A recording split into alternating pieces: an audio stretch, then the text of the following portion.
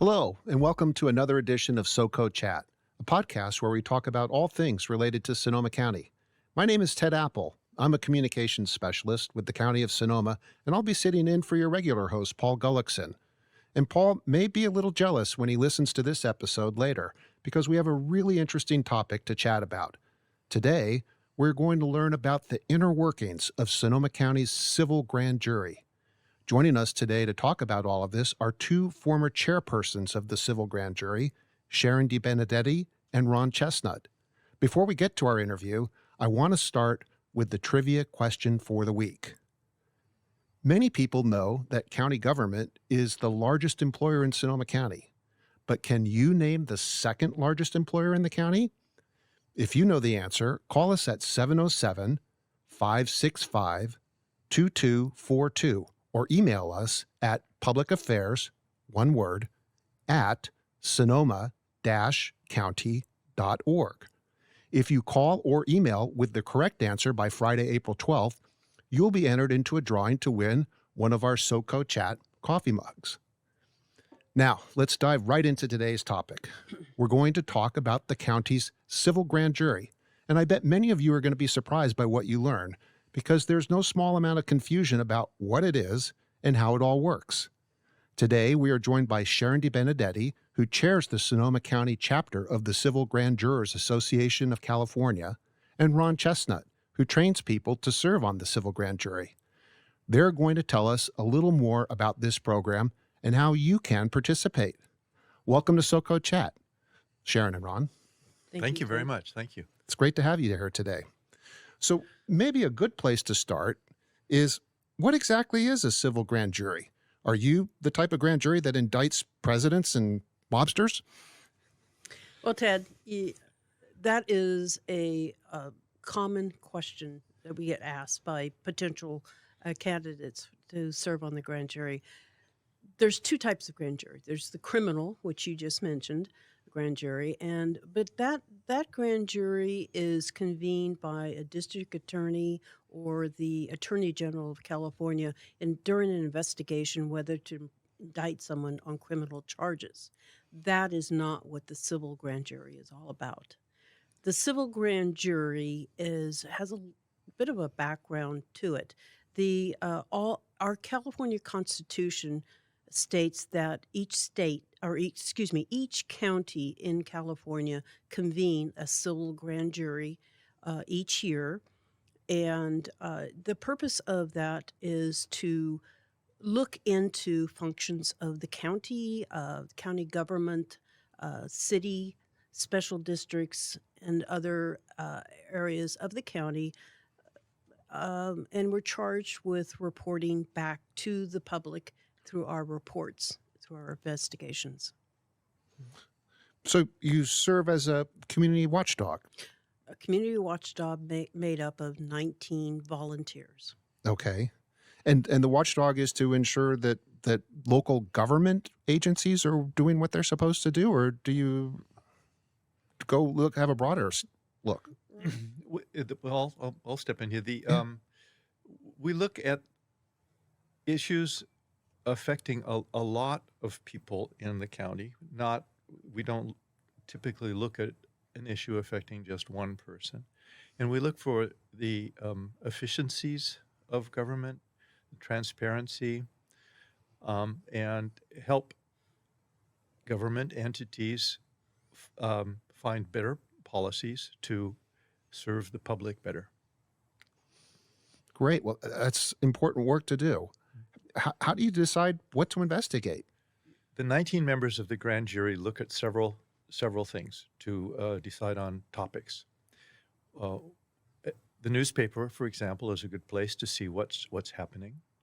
There is a way to ask the grand jury to look at something, to submit a request, and that's on the website, online. So you get tips from the public at things that they want you to look into. Definitely. Okay. Or the people in the grand jury. The grand jurors can sit and come up with something they want to look at, perhaps something that hasn't been looked at for a while. And then the whole grand jury decides on the things that the various committees, committees in the grand jury want to look at and authorize an investigation. Sharon? Yeah, I think one of the important things is that at least one, if the grand jury were to produce just one report, it would have to be on something that involves the county, something in county government. All the others are choices of the grand jury, which they look into. The other mandatory thing that the grand jury has to do but does not require a report is just to take a cursory look at the jails, the Sonoma County jails. Mm. So that's part of your mission is to. Well, our mission. Well, we have to fulfill our requirement, and that is to write a report and to look at the jails, and that could include going on a tour of the jails, talking to the sheriff or something, just taking a cursory look at it. So every year there's a look at the jail and an investigation into a topic that is approved by all 19 members, and it could be something that they come to the grand jury with and have an interest in exploring. It could be a tip that they get from the public. That's correct. Mm-hmm. And as Sharon points out, what the grand jury must do, but there are typically 5 to 6 reports that are generated, so many extra things are done. Last year, one of the big things was an investigation of Petaluma City Planning Department, which was quite interesting, for example. And so you mentioned a report. I think it'd be interesting to tell people, what do you do with your findings? And when do these reports come out, and where can people read them or see them? Or they're written reports, right? It is a written report, and it can also be found on the Superior Court of Sonoma County's website. It's posted up there generally around the second week of June, middle of June. A printed copy is made, but is distributed to county officials, city governments, officials, but a summary report is generally included in the Press Democrat the Sunday it is released. It's usually the second Sunday of the month of June that is included in that newspaper. I've seen that in my paper. Yeah. The other way is individuals can go on the Sonoma County Superior Court website and look at all the reports that are generated, and can also see the reports that have been written over the past 20 years. Yeah. Wow. So Sharon brings up an interesting point about the Superior Court. The presiding judge oversees sees the grand jury and is responsible for getting it together and giving it the charge. And the foreperson of the grand jury can have contact with that judge anytime they want.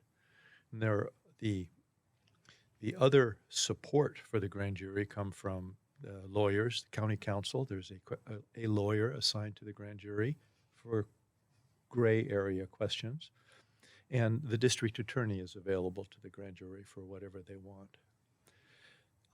And then, of course, the county supports the grand jury with a venue, IT support, all the logistical kind of stuff. So there's a sort of a shared thing going on here between the court, which is a state entity, and the county administration. Now, some people might be confused here, and I'll admit I am, because you're not the district attorney is helping you, but you're not an arm of the district attorney. No, the district attorney does not help us. Okay. If we require, say, Subpoena. a subpoena, for subpoena. instance, yeah, a subpoena. What if someone doesn't want to give you information that you want? You have the subpoena power. The grand jury can request a subpoena be drafted and served on an individual that may not be giving you materials that you request in a timely manner. This is serious stuff. It can be, but it's very infrequent that subpoenas are required. For the most part, the county, city, district individuals are very cooperative. They are aware of the grand jury functions, and so setting up time to meet with them, to have a discussion or an interview with them, and then follow up materials. We generally don't meet resistance. Okay. The governmental entities that the grand jury deals with are aware that we're there not to nail somebody to the wall, but to help make them more efficient and more transparent. So they are extremely cooperative and forthcoming. It's quite a wonderful education to be a grand juror and see how the officials respond to you. Yeah, this is quite remarkable. Well, transparency is a critical element of government. We need to be open about, as a government employee, we need to be open about what we do and why we're doing it. And when we're wrong and make mistakes, we need to own up to them and shine a light on them to make sure that we learn and do better. That's a mindset that's very refreshing to encounter. Now, I know that neither of you are on the current civil grand jury, but surely you know people on there. So give us the inside scoop. What are they currently investigating? Well, That's a zip. What? That's a zip. That's a zip, right? Actually, two of the current grand jurors are, I play bridge with them, and I encourage them to get on the grand jury. But there's one of the things about the grand jury is that confidentiality is extremely important. We can talk a lot about procedure and process and where it fits into the county and how the courts oversee it. But people on the grand jury may never talk about what they investigate, what they decided not to investigate, any of the discussions that go on in the grand jury room, any of the votes that go on in the grand jury. The only thing that the public can see is the final report. That's the only thing that comes out. This includes a wall between grand juries. Grand juries serve for a year, from July to June. When they're done, the report's done, that grand jury is done, and a new grand jury is seated. And there's a wall between them. So I can ask my bridge buddies, so, are you getting to the investigation stage yet? Yeah, it's going okay. And how about the report writing? How's that going? Yeah, we're doing fine. That's fine. I can ask that. But what they're doing? No. Dang, so we got to wait till June to find out. Well, but you're familiar with the juries that you worked with and the work of subsequent juries. In your opinion, what's the single biggest improvement that has resulted from the work of the grand jury in this county? Since when? Yeah.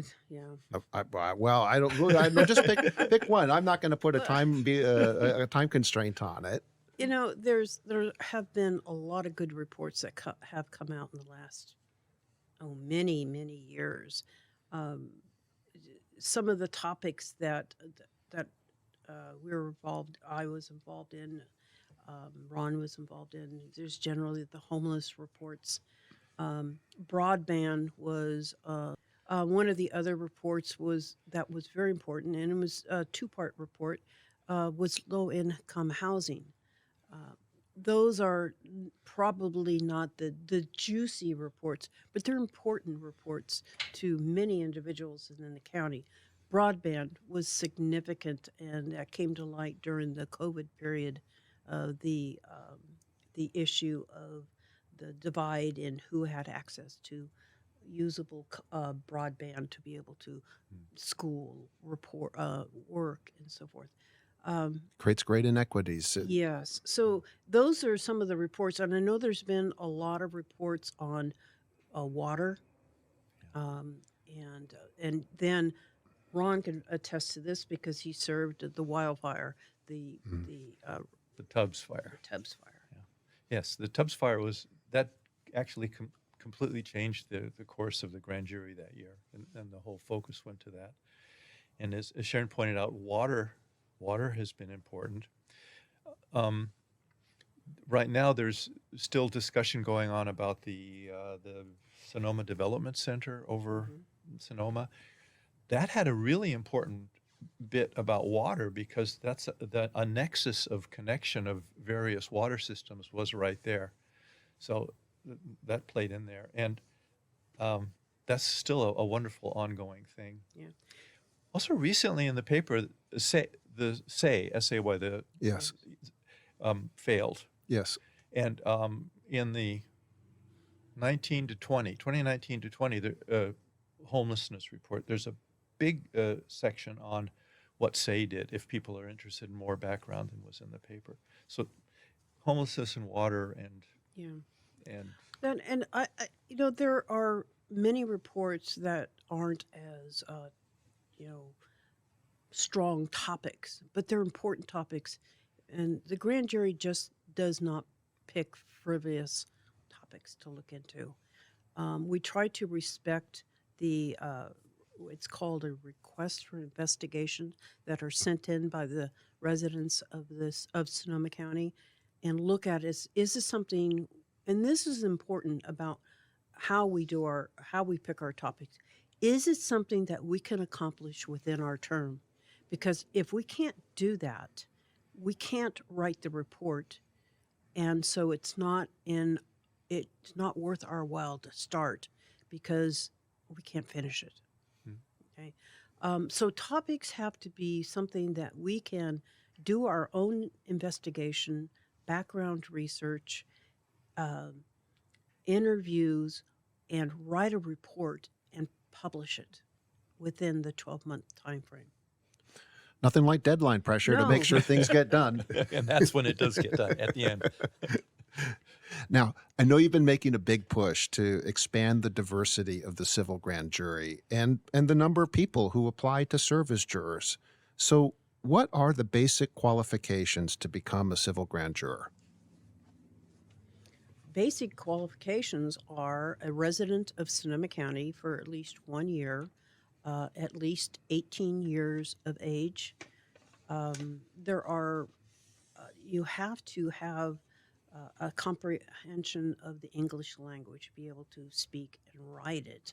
Doesn't mean you can't be bilingual or to the best of your ability to communicate. Also, Ron, You can't be a felon. you can't be a felon. There's some minor things. You can't have had committed malfeasance in office if you have served in public office. Those are pretty much the big things.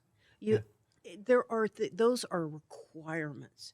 Then there's things that you look at and people think about. Okay, can I do this? They think about where are we going to meet? Can I get there? How much time do I have to commit as a grand juror over the term of the year? I think those are big ones. How much computer skills is necessary to do this? Yeah. Well, those are questions that I think people would ask. So let's answer them. How much time does it take to serve on the grand jury? Let me see. It depends. No, that's a joke. Sorry. You end up spending probably averaged over the year, probably somewhere between, on the average, 25 and 30 hours a week. At the beginning, when you're selecting topics, it starts off slowly.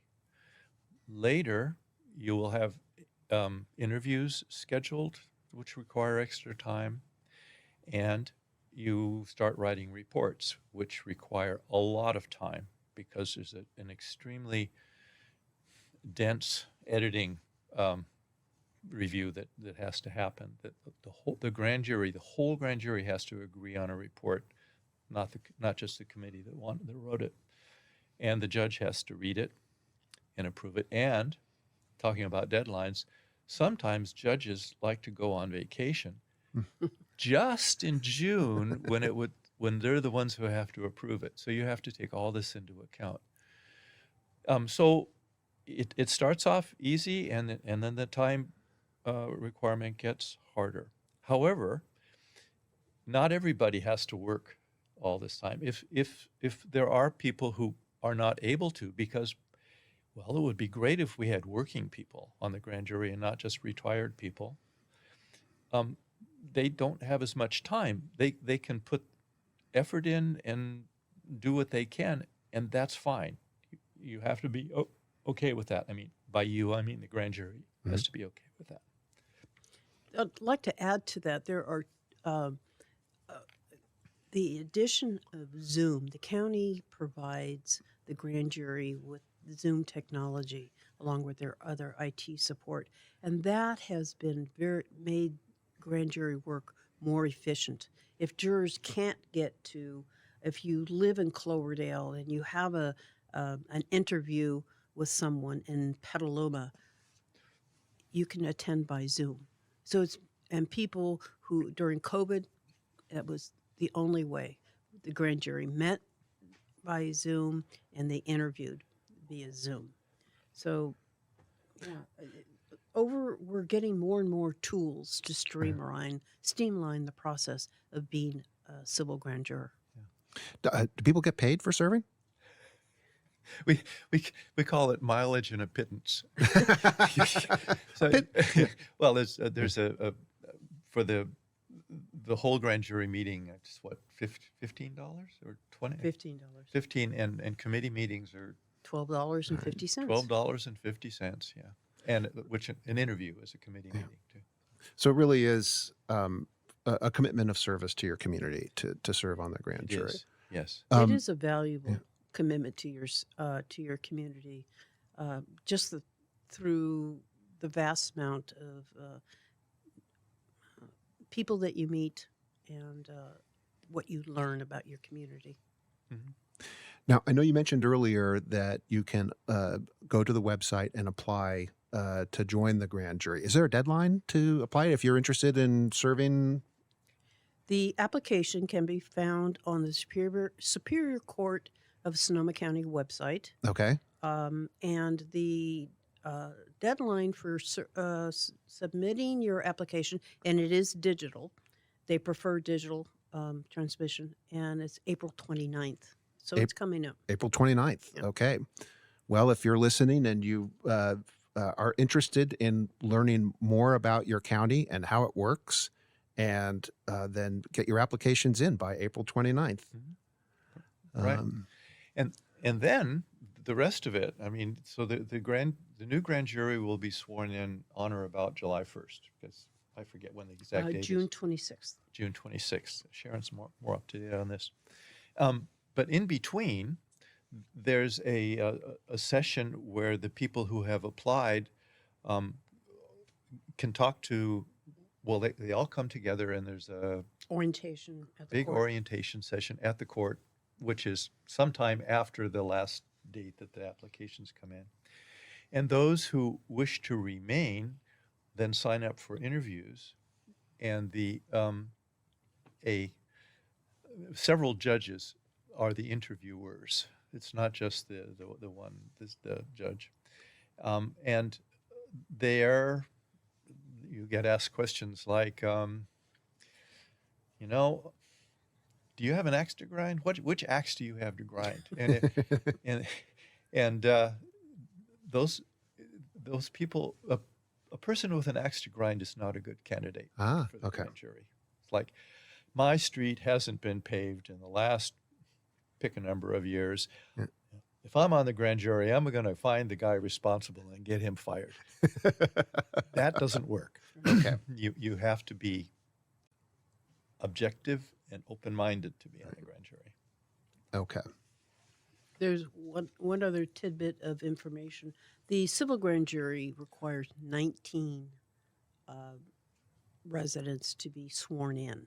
It's a jury of 19, but then 6 to 9 alternates are chosen, because if someone has a problem during the year, illness, whatever, and needs to step down, there are alternates that go in and take the place, so we can maintain that 19 threshold.